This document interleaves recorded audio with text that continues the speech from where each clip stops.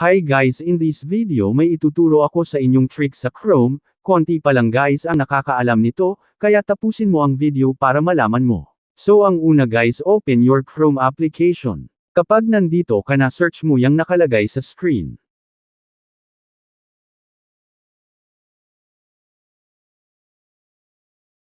Dapat guys ganito lalabas dyan. Pero kung halimbawa ganito lumabas, click mo lang yang nasa unahan.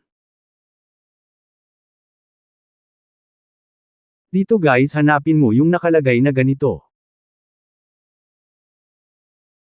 Copy mo yan.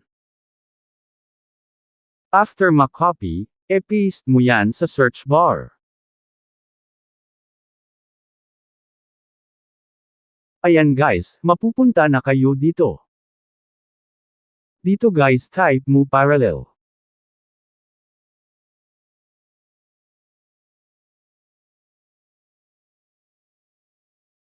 Ayan guys, yung parallel download ang kailangan mo yan e-enable.